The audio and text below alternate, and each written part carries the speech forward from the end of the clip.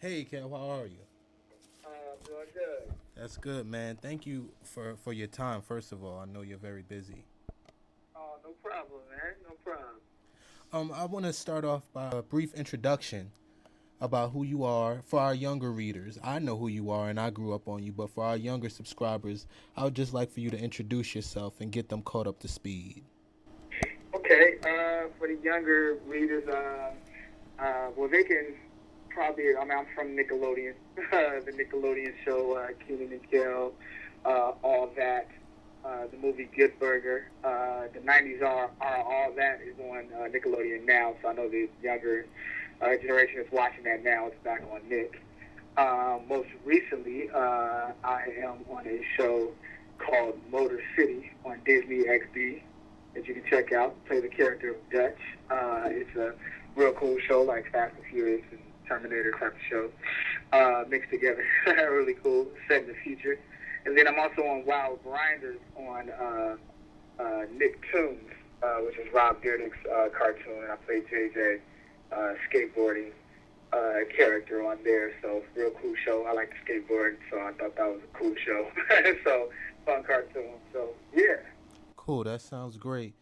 I think the most important question I would ask you is going to be the first question because I think it's very important that the youth know why you do what you do and the way you go about it. So my first question to you is with negativity and smut selling nowadays, and it's kind of always been that way. What made you want to walk down the path of positivity? Because not everyone is able to do that, and not everyone sees that as that being a viable and profitable way of living. Well, one, how I grew up. I grew up on the south side of Chicago. I've lost friends to drugs, to violence. To my friends are in jail, and it even continues right now with the youth. So for me, being on a show like Nickelodeon at a young age and still have people watch my show and teens watch my show, I feel like I have a responsibility as someone in the public to basically put out a positive impact and positive vibe out there, and kind of let them know that there's other ways to go and kind of empower teens. Where like, look, I came from that environment, but that environment didn't make me. I didn't have to be that. You know what I mean? And Yes. so I feel like it's an opportunity to throw that positivity out there, and I have to, as myself, have to have a lifestyle that's very positive. I mean, I'm a man of faith. I'm a Christian as well, and I feel like God gives us all a purpose and a drive, and we have to stay within that, being willing and obedient to His word, and actually stay in it. You know what I mean? Yes. And not stray from it. So if you stay in the word and you definitely do what it says in the Bible, I mean, you can't be one in the world and outside of it. Wild out. Being in the world and then saying you're a Christian too. Teens and kids find that out really quickly if you're lying or not. So I live a positive lifestyle just as for myself and as for others, for kids to see somebody living in the right lifestyle. Yes, and that's very important in these times. Yeah, definitely. Definitely, there's a lot going on, man. Yep. It's real crazy. Another important question that came to me the other day because I still watch all that. I came up on all that and Keenan and Kel, and I just I love those shows. Well, as I was younger, and it was you got the entertainment value, but now that I'm older, I start asking questions like, did you guys know what you were doing at that age as young African Americans and just young teens in general? Did you know that you guys were setting a standard, and did you think that it would lead to getting your own shows and movies and things like that? Like, did you know what you were doing, or you were just on a ride and God was just blessing you? Definitely. I would say I don't think we knew, and I don't even think some of the producers knew that all that was going to take off like it did. I mean, they actually decided to do it as a special in the beginning on Nickelodeon. It was going to be a special, something new that Nickelodeon was trying out. Like, hey, let's try out this sketch kids show.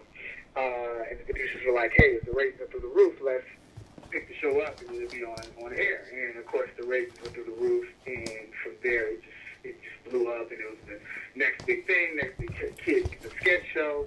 And then from there, I mean, like, we didn't know. I mean, like, I know Keenan had already been on doing movies with Mighty Ducks and shows and stuff like that already. So for me, it was my first television show. It was my first movie. All of that was my first. So it was definitely a ride. But I had my parents and some good advice that kind of kept me grounded. So I wouldn't wild out. You know what I mean? Yes. Yeah. All right. So also, when I was younger, I would see you on like different TV shows. Like I forget the name of the show. I think it was City something. I forget. But I would see you on the different shows, and I would see you dancing sometimes. And even though you were playing around, I would look and I'd be like, if he really tried, he probably could dance. So that's when I knew that you kind of had a love for dance, or even an interest. Could you indulge in that and let me know about how, dance influenced your life, and if you do have a love and a passion for it? Yeah, man, I definitely have a love and a passion for dancing. Always been a dancer. I would dance in schools. I played MC Hammer in elementary school when I was in 8th grade, to the point where that I performed Too Legit to Quit at a talent show, and the younger kids at our school actually thought I was Hammer. So that's how crazy, how good I did it. I just went all out. But I've always loved to dance. I also was in a community theater because my parents didn't want me hanging out with the wrong type of crowd, so they actually put me in this community theater called ETA in Chicago. That's how I got introduced to acting in the first place, into improv, and then also to dancing. So I started dancing. I was already break dancing and pop locking, tap dance, like every type of dance I love to do, street dance, all of that. So even when I got on television shows, I translated that as well. Like I was the first one to do like a 6-step, like on all that on Nickelodeon. So because I was like, I want to get my break dance on, so I even had a breaker come up to me years later and got my autograph. I was like, I learned a 6-step from you. I used to rewind that bumper like in between the shows so I could get that. So it was cool, man. I love dancing. That's my thing. That sounds great, man. And are you in touch with like the dance community now? Like have you seen like how it's grown from like when you started to now, like all these TV shows and the America's Best Dance Crew? How do you feel about that, seeing it that it grew from the time when you had an interest in it to what it is now, and it's continuously growing like overseas? Are you aware of these things? Yeah, definitely aware, man. I mean, like even when I was younger, seeing movies like B Street and Breaking and things, movies like that is dope. That now it's even on an even bigger scale. But dancing has always been a way for teens to express themselves in the inner city, and it's just great. You know what I mean? Or even abroad, just wherever you're at, it's just a good way to express yourself. And I like the fact that I was on a dance show, like one of the first competition dance shows I hosted, which was called Dance 360. Mm-hmm. And it was me and Faisal Star. And we did that in about, I think it was 2004, around 2003, 2004. So it was funny to have started that. And then from there, I remember Crumping was big around that time. And then they did the Crumping movie. And then the next thing we know was like all these other dance shows all over the place. So you think you can dance, America's Dance Crew, the celebrity dance show, it just started popping off. So we feel like, we feel happy that we was part of that beginning of the dance competition. Mm-hmm. I also noticed on your website that, now you're doing motivational speaking. And again, I commend you because, things like that are needed. We need to be talking in front of our people more, sitting down and talking. Everybody's, so scattered and there's a lot of action going on, but, nobody's sitting down and talking and providing any guidance. Can you give me a brief overview of some of the things that you talk about when you do your motivational speaking?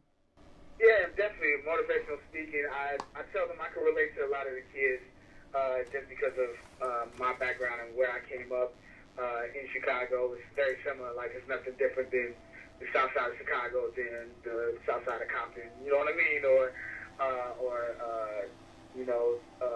over in Korea, over in London. It's always a different type of things the kids can, temptations and things the kids can get into that can take them down the wrong path. So I try to relate to them, not talk down to them, kind of relate to them, but then give them tools to find a way to get out of it and have a positive way of getting out of those circumstances. Because, they're dealing with a whole bunch of stuff, bullying, with drugs, feeling like they can't make it, or feeling, from getting people telling them that they're not going to make it or they're never going to be anybody. I give them, positive words and ways to get out of that. And also, I speak about my faith as well and teach them how to have faith as well. So that's so good. I do a lot. Yeah. And what are you currently doing now as far as entertainment? I've seen that you're doing voiceover work and just a lot of things that you just wouldn't think. And people, because they don't see people on TV or in movies on a regular, that doesn't mean that you guys are not still working or still contributing to the entertainment world. So I think that it's important that people know that you guys are still working and doing, things to uplift the community, if you could speak about that. Yeah, definitely, man. I started stepping behind the camera as well. What I started to do was, because I grew up in this business, basically in the teen market and, teen media and kid media, I guess that has been a passion of mine now to put out my own content that kind of got me my start, but kind of telling my stories and stories that I think teens would love to see. I do a live dance competition show out here called the Back House Party out here in the community. We do it in Carson, California, and it's just been really cool for the kids. We teach them how to dance. We teach them how to shoot a television show because we actually have camera crew there as well, and introduce jobs to them that they probably didn't even think about or think that they could have. And so, and also it's a dance competition show, so it's fun as well because they can win a prize and they win money and they also learn something and it's a big party. And then as far as shows, I'm also a director now as well. So I have my film coming out called She Is Not My Sister. And She Is Not My Sister is a story about bullying, forgiveness, and it's a faith-based film. It's about a young girl that she has a bully at school and her dad comes back from a business trip married to the bully's mother. So wow. Basically, this bully becomes her sister, so she has to deal with forgiveness. And actually, just imagine that this bully at school becomes your sibling. How do you deal with that? So we have a comedic way of showing how to deal with it, and then we get a little serious too with a message with that as well. So, with everything I'm in, I feel like you have to, you're in the limelight, so you have to have some type of message to it. Yes. I want to leave behind a legacy that basically shows me in the light that, look, my whole main thing is for me being an ambassador for Christ and for God. That's what I'm on. So you're always going to get some type of positive message out of all the work that I do, an inspirational message. You took it right out of my mouth, Kel. That was going to be my next question because a lot of people aren't prepared for that question, especially when I'm interviewing the dancers. I ask them, what do they want their legacy to be? Because, as you're going through life, you're not really thinking about that. You just day to day, you're just going through the motions and the actions and, you try to have good intentions, but you don't really know, what's going to happen. Like you said, you just have to have faith. So could you speak a little bit more on your legacy and in its entirety? Yeah, definitely. For me, in my entirety, I feel that I've been given a great opportunity for a long time. There's ups and downs in this business, and you can get to a point where you're like, man, certain walls are closing, certain auditions I didn't get and things like that. But then when you start walking in faith, it's like, oh, okay, I can do all things through Christ. I can have the things if I just have faith confessions and believe in His word that these things can happen. And so when that goes down, it's just like, oh, wow, all these other opportunities are coming. You're getting business from Christ. You're writing a vision and you're making it plain. And everybody can do this. We all are a rock, in God's temple. So we just all building these walls for the temple. So everybody has a purpose. And I feel like once you figure out that purpose and that drive, you got to just go after it. And you want to definitely be remembered is that you don't want to end up doing something negative or making a wrong choice because you don't know what can happen, and then after that, that's what it was all about. You know what I mean? So Yes. while you're here, definitely try to make a positive impact. And our main thing is to, for our children's children to live off the things that we've done, and to even if not just from an entertainment standpoint, just from a standpoint of, hey, my father was a positive man. I mean, he was a man of faith. He lived his life right. And I'm gonna do the same thing, and then that child will do the other same as that child, and keep going, and you break these generational curses of people just with all this negativity and crisis in their lives and in their families. We got to break that. Yes. I agree. And how can the youth keep up with you and find you on the internet? Man, you can go to kelmitchell.net, Check me out.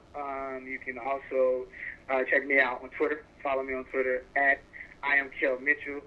Yeah, man, and when you go to my site, all kind of fun stuff, photos, videos. I mean, I got me doing empowerment tours, also doing spoofs, comedy, music videos that I direct, and also all the stuff on my films and other things that I'm into.